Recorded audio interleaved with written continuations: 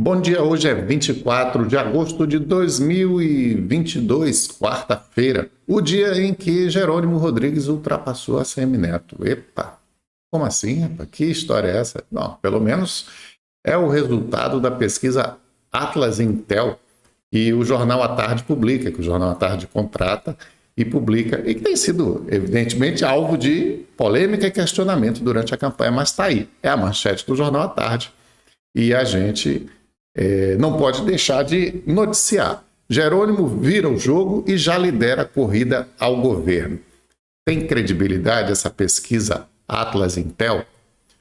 Olha, eu acho que não, porque como é que uma pesquisa que usa uma metodologia completamente diferente dá um resultado todo muitíssimo diferente de todas as outras pesquisas?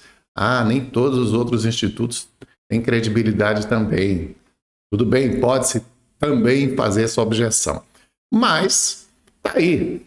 Jornal à Tarde, apesar de uma crise imensa vivida nos últimos... eu acho que já tem há décadas a crise do Jornal à Tarde, mas ele está aí, é um jornal com mais de 100 anos de idade, e o que o Jornal à Tarde diz ainda importa, ainda é notícia. Então, está aí lançada a pesquisa do Atlas Intel, que dá esses números. Se na hora do resultado a urna desmentir completamente esses números, é mais uma pesquisa a entrar para o folclore das pesquisas eleitorais na Bahia, e essa vai entrar com força, né? Essa aí realmente será uma pesquisa que não vai ser esquecida se provar absurdamente errada. E se provar-se verdadeira, entra para a história também. Inverteu-se a posição, tá aí os números, olha, 38 agora para Jerônimo, que vem de 37,8, quase a mesma coisa, mas o Assemineto é que caiu de 38 para 35, enquanto o João Roma também vem lá embaixo, mas subindo de 11 para quase 15. Então, esses são os dados divulgados pelo À Tarde na edição de hoje, naturalmente serão comemorados pelo PT, serão comemorados pela campanha de Jerônimo e questionados. Hoje tem outra pesquisa. Até prova em contrário, o Datafolha é diferente, é justamente um instituto que tem maior credibilidade. Não erra nunca, não, já cometeu alguns erros, mais sérios inclusive. Mas primeiro, a estatística não é a prova de falhas. Não é 100% das vezes que vai dar certo. Isso já está previsto, inclusive, na própria metodologia.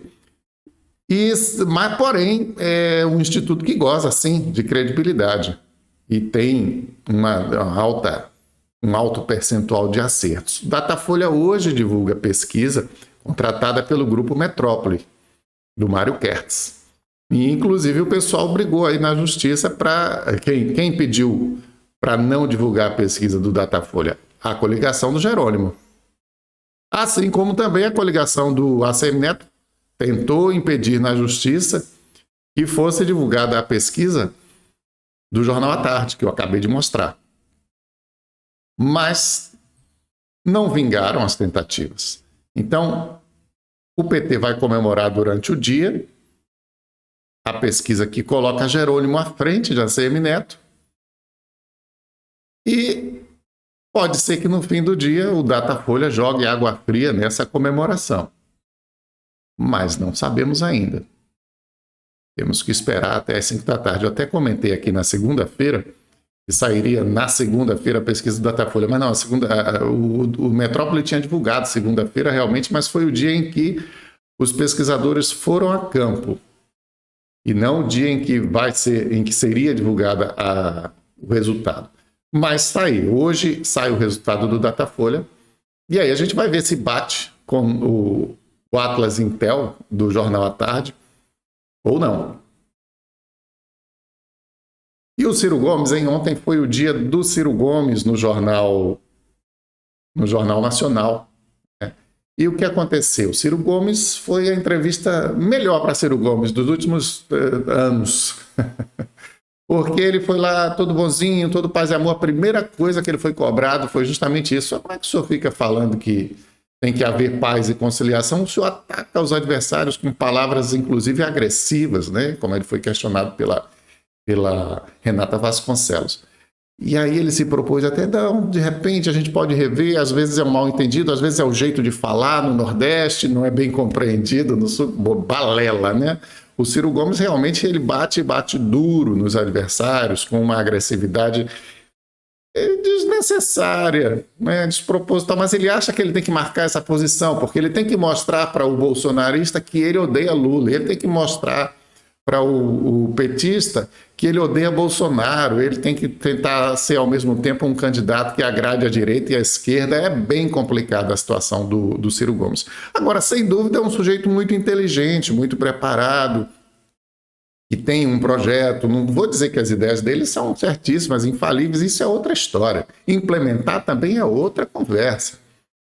Agora, no papel e na fala do candidato, beleza, tá ótimo. Só que o Ciro Gomes dá uma entrevista muito boa e, na sequência, ou durante a mesma entrevista, né, ele pode ter 1 hora para falar e aí apresenta suas ideias muito bem e demonstra ser uma pessoa muito preparada, até equilibrada às vezes. Aí, pá, num determinado momento, ele perde as estribeiras e diz uma grande bobagem que acaba repercutindo mais do que o resto. A culpa não é das pessoas, caramba, ninguém foi lá.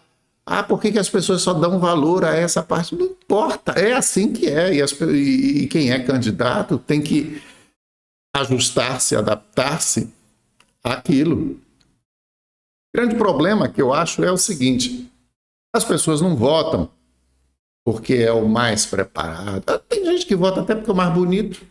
Vamos admitir aqui, as pessoas se identificam, elas gostam ou não gostam. Tem um monte de gente aí no Brasil apaixonada por Bolsonaro.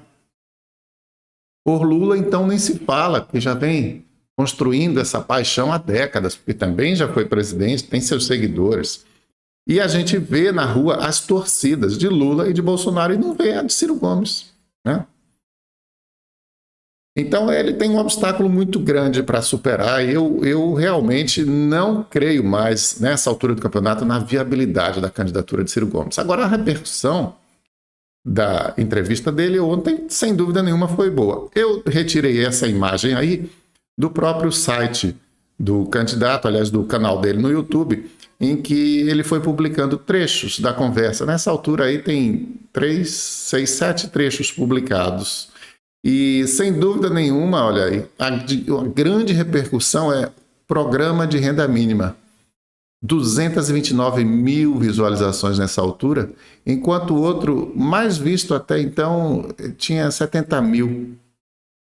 Né? E esse, então, foi a grande repercussão da entrevista. Ele propondo aí uma renda mínima de R$1.000 para as pessoas. Espera aí. Um plano de garantir uma... Espera aí, William Bonner. Pronto. Propondo renda mínima de R$1.000. Claro que isso chama atenção. E é a grande repercussão da entrevista, segundo você viu aí. E vamos ver o que o Ciro Gomes falou aí nesse momento e qual é a proposta dele de renda mínima para a população brasileira. O senhor tem aí um plano de garantir uma renda mínima de R$1.000 para todas as famílias brasileiras de baixa renda e em caráter permanente. Como, candidato? Veja, o que eu estou propondo é uma perna de um novo modelo previdenciário.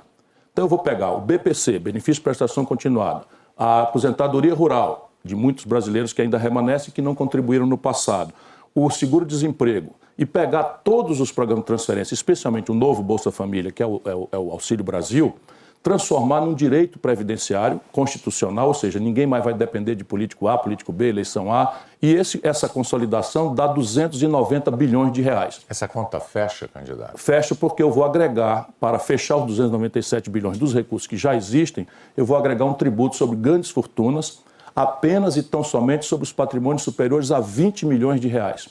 Entenda bem, só 58 mil brasileiros têm um patrimônio superior a 28 milhões de reais. 20 milhões de reais. O que quer dizer o seguinte, que cada super rico no Brasil vai ajudar a financiar com 50 centavos apenas de cada R$ 100 da sua fortuna a sobrevivência digna de 821 brasileiros abaixo da linha de pobreza, ou seja, aqueles domicílios que as pessoas ganham R$ 417 ou menos por cabeça por mês. Maravilha, né? Tirar 50 centavos a cada R$ 100 de quem já é milionário para salvar a vida, para dar condição de sobrevivência digna, minimamente, a quem é miserável, ótimo, né? Perfeito. Na prática é que a gente ia ver se isso ia funcionar. Mas, inclusive, o próprio milionário não dá nem para se queixar aí de uma proposta dessa, né?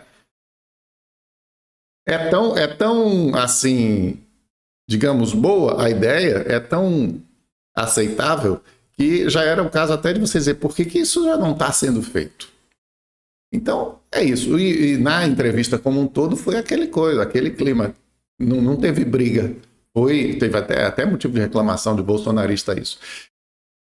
Mas foi assim, o Ciro paz e amor, o Ciro que a gente não está acostumado a ver. Não teve em nenhum momento que ele, meu Deus, até quando foi cobrado para ser mais civilizado pela Renata Vasconcelos, sendo que ele entrava em contradição por pregar a conciliação e ao mesmo tempo ser tão agressivo com seus adversários, ele, Renata, vamos ver isso aí para ver se melhora.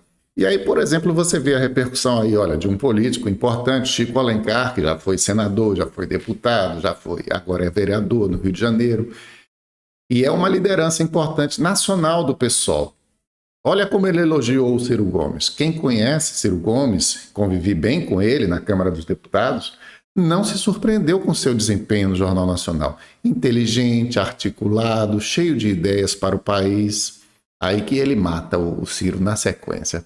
Por isso, tendo segundo turno, apoiará Lula com seu PDT. E o ajudará, até como ministro, a reconstruir o Brasil. Aí o Ciro Gomes pede para morrer, né? Não é isso que ele quer, né? Ele quer o voto e quer estar lá no segundo turno.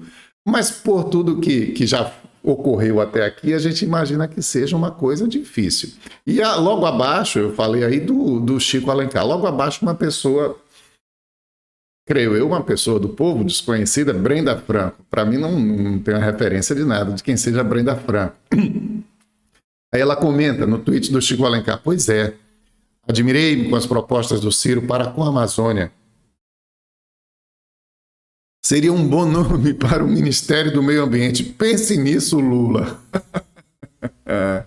Aí o Ciro Gomes pede para morrer com uma proposta dessa, né?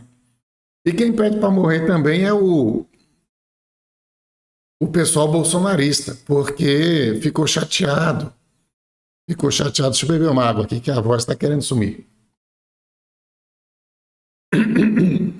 Achou que houve um tratamento diferente para o Ciro em relação ao Bolsonaro do dia anterior. O ministro de Bolsonaro da Comunicação, Fábio Faria, escreveu isso aí, ó. Melhorar o microfone, a luz, tom de voz, o roteiro está ameno, sem agressividade, sem ironias, sem caretas, sem interrupções, tudo isso em 24 horas. Mas o problema, Fábio Faria, não é que há uma intenção diferente, não é que foi sentar lá uma pessoa capaz de falar, que consegue desenvolver um raciocínio, que tem um mínimo de educação, que não está lá para afrontar os outros, né? Quer dizer, você está mentindo. Não, você está mentindo porque você está dizendo que eu ofendi os ministros do STF. Mas, candidato, se ofendeu, chamou de canalha um ministro. Não, é brincadeira um sujeito desse, né? Aí o pessoal cai na gozação mesmo. A internet existe para isso, né? Por exemplo, um aqui fez essa comparação, olha. do Bolsonaro. Mas aí é a parte da molecagem, né? Agora, na parte real, na parte checada pela imprensa, e que bolsonarista também não tolera, aí, ó, Estadão verifica. Bolsonaro conta uma mentira a cada 3 minutos no Jornal Nacional. Você está entendendo? É por isso que não dá para comparar um candidato com outro e dizer, Ciro Gomes foi favorecido. O Lula, amanhã eles vão choramingar, porque o Lula também vai sentar lá. O Lula, primeiro que tem como ele é já. E segundo, né, que é um sujeito que tem carisma, que sabe agradar os outros, se dá aquela risadinha, então não sei o quê, não se esquentar com nada. E depois já tem a prática, né, da coisa toda, da experiência em tudo quanto é tipo de aperto. O cara estava na cadeia outro dia, agora está aí cotado, prestes a voltar a ser presidente da República. Então, ele já passou por tudo na vida, ele vai sentar lá na cadeira do Jornal Nacional e vai ficar tranquilo, apesar de que vai ser apertado também, como foi o Bolsonaro, porque tem coisa para ser cobrada dele. É mais fácil para o Ciro. Mas também por isso que o Ciro está aí patinando nas pesquisas, não consegue chegar lá. Porque não passou pelas provas, pelos testes que os outros já tiveram que passar. Não sentou na cadeira de presidente. Se ele tivesse sendo candidato à reeleição, ele estaria sendo apertado da mesma forma. A Simone Tebet, ninguém está ligando para a Simone Tebet. Ela vai lá para tentar dizer assim, ei, eu estou aqui, hein? Lembre, eu existo. Né? Pouco importa. Se ela ficar embaraçada ou não, ela tem que aparecer. Mas é difícil você imaginar que a Simone Tebet vai ser pressionada, como foi o Bolsonaro, como será o Lula na entrevista no Jornal Nacional na quinta-feira, que hoje não tem. Então, esse é o caso. Né?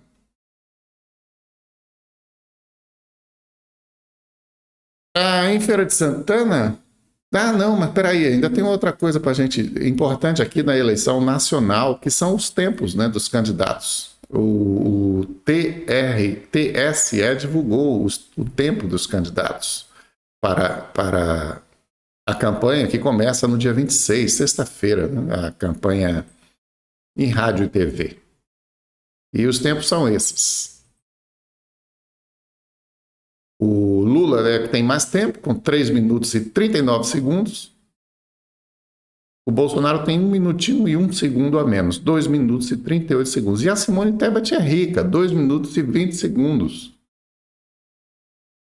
Mais ainda surpreendente é a Soraya Tronic, que ninguém nem sabe que existe, mas vai ter 2 minutos e 10 segundos, vai ter bastante chance de mostrar-se. Enquanto o Ciro Gomes tem só 52 segundos.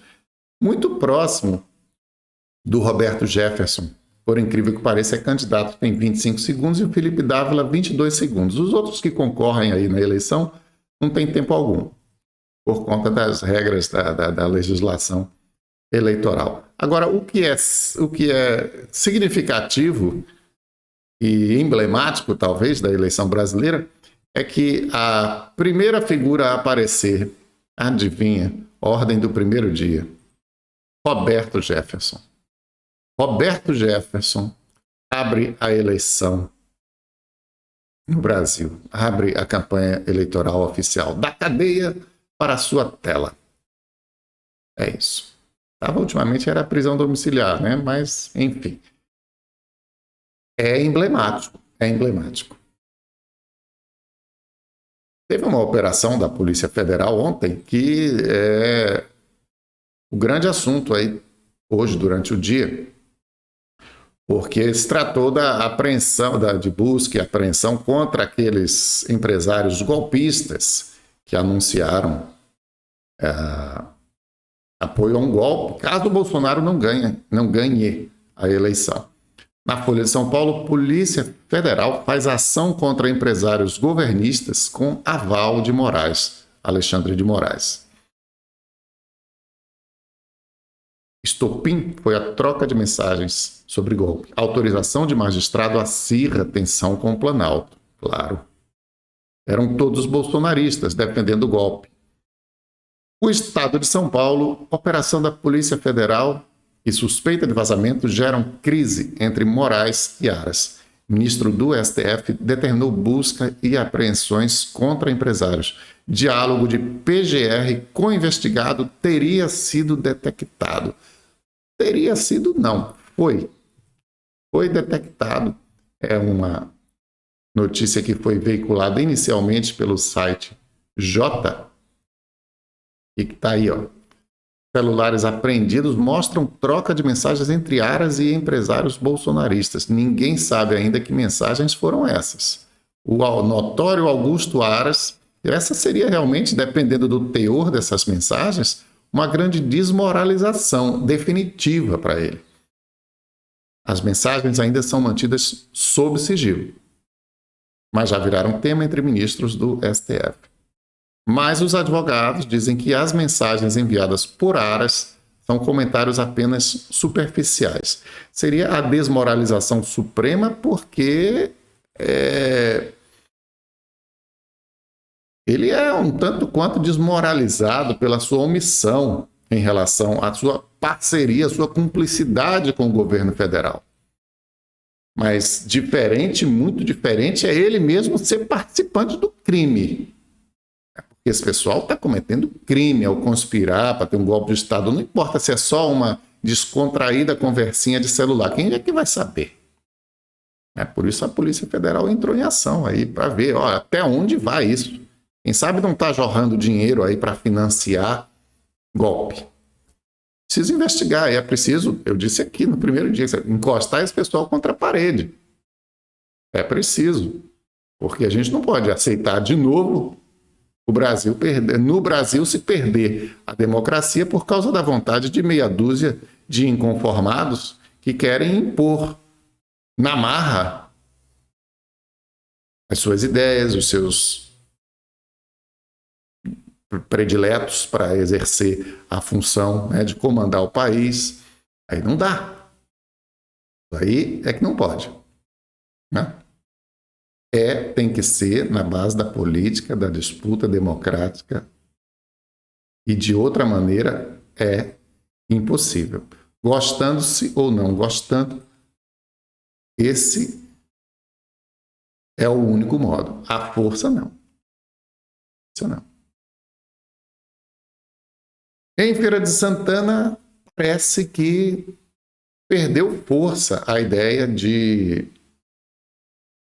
tirar do poder o prefeito Colbert, porque o presidente da Câmara, que liderava um grupo de 10 vereadores que atuava em conjunto, atuava fortemente contra o governo municipal,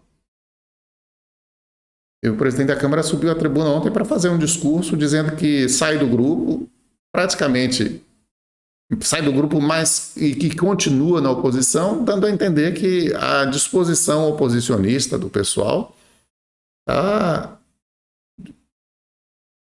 acabou. Não houve pronunciamentos de outros, mas houve dele, que era a principal liderança, dizendo: olha, eu continuo na oposição, e agora eu estou só com o Luiz da Feira. Pronto. Luiz da Feira é candidato, está aí em campanha, e o Fernando Torres está, inclusive, por essa fala, você vê que ele tem até mesmo dificuldade de ser ouvido na Câmara Municipal agora em fim de mandato. Depois de ter articulado a eleição de eremita, pelo visto, esvaziou-se o poder de Fernando Torres na Câmara de Feira de Santana. Para mim, chegou o momento de acabar, da minha pessoa sair do grupo. Não quer dizer que vocês vão acabar com o grupo. Eu acho que vocês não devem acabar com o grupo ou não. Aí é critério de cada um de vocês. Eu vou continuar. Oposição. Vereadora Eremita, eu estou falando. Viu? Eu vou continuar oposição ao prefeito Colbert por questão de ideologia, por questão de gostar de Feira de Santana. Eu continuo na oposição. Continuo firme na oposição, continuo mais firme ainda, continuo mais radical ainda. Quando chegar a partir de janeiro, nós vamos radicalizar. Ele vai radicalizar, mas pelo visto, ficou bastante claro que parece estar mais isolado o presidente da Câmara, Fernando Torres, pelo modo como ele falou aí. Devem surgir mais informações nos próximos dias, né? Porque se alguns oposicionistas passarão a ser governistas, eles vão ter que evidenciar isso nos seus discursos, na sua postura na Câmara Municipal. Previsível, né? Eu vinha dizendo aqui há bastante tempo. Olha, ninguém sabe o que vai acontecer quando mudar a presidência da Câmara. De repente, a eremita toma outro rumo. E outros vereadores também. O governo executivo tem muito poder de sedução. E, mais, esse ano não tem impeachment, porque esse ano o pessoal está tratando de eleição, não vai tratar de impeachment. Impeachment, se houver, fica para o ano que vem, mas só que vai estar na mão de eremita. Fernando Torres não quis concorrer à eleição, articulou a eleição de eremita para presidir a Câmara a partir do ano que vem. E, pelo visto, ele não falou nem que se arrependeu nem nada, mas, pelo visto, ela não está seguindo na cartilha dele e o grupo que ele comandava vai se desmanchando. Agora ele anunciou lá, agora só tem uma dupla, é eu e Luiz da Feira. Bom, a gente vai ficando por aqui, estaremos acompanhando esse e outros desdobramentos da política feirense, baiana e nacional. E contamos com sua curtida, seu comentário, seu compartilhamento, se inscrevendo no canal, não esquece de acionar o sininho, porque se não aciona o sininho, o YouTube não te avisa a cada novo vídeo. Se bem que todos os dias estamos aqui de manhã cedo, fazendo o programa de segunda a sexta-feira. E amanhã a gente volta. Um abraço para você, até lá.